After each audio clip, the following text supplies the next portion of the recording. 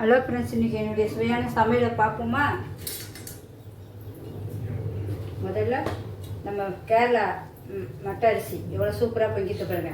ஏன்னா கொஞ்சம் சாப்பிட்டாலும் அது வயிறு ஃபுல்லாகிடும். அதனால தான் சரி கொஞ்சமாக தான் வடிப்போம். எல்லோரும் கொஞ்சம் கொஞ்சம் சாப்பிடுவோம். 3 பேர் தான், நானே, என் மகா, பேரன், எங்கள் வீட்டுக்கார்.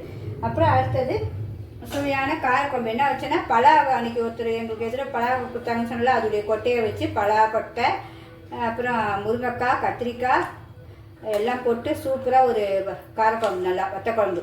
அதில் ஒரு 4 முட்டை எல்லாருக்கும் ஒன்று ஒன்று எங்களுக்கு போட்டு வச்சுட்டோம். சூப்பராக பிள்ளைங்க சாப்பிடும். என் குட்டி பிள்ளை கூட அந்த காரக்குழம்பு சாப்பிடணும்னா பாருங்களேன். அடுத்தது பீட்ரூட் பொரியல். அன்றைக்கி அவன் நல்லா சாப்பிட்டான் என் பேரன் பீட்ரூட்டு. சரி உடனே இன்றைக்கி அதையும் செஞ்சுருவோன்ட்டு இப்போ இன்றைக்கி அதையும் வச்சுட்டேன் அந்த பையனுக்கு. அதுக்கு அடுத்தது புடலங்காய் தோரம்பருப்பு போட்டு வச்சுருக்கேன். எப்பவும் பைத்தம்பருப்பு போட்டு செய்வேன், இன்றைக்கி தோரம்பருப்பு போட்டு. அதுவும் செம்ம டேஸ்ட்டாக இருக்கும் பாருங்கள். எல்லாமே நைஸாக அரைஞ்சிருப்பேன். எல்லாமே ஹெல்த்தியானது. கண்டிப்பாக அந்த நான்வெஜ்ஜும் இது கறி மீனும் செய்வேன். இது போக காய்கறியும் செய்வேன். அது போக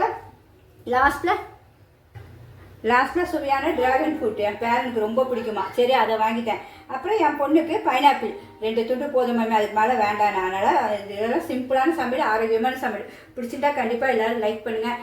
எல்லார் வீட்லேயும் இப்படி அழகாக நல்லா சத்தாக சாப்பிட்டு ஆரோக்கியமாக இருங்க ஃப்ரெண்ட்ஸ். பாய்.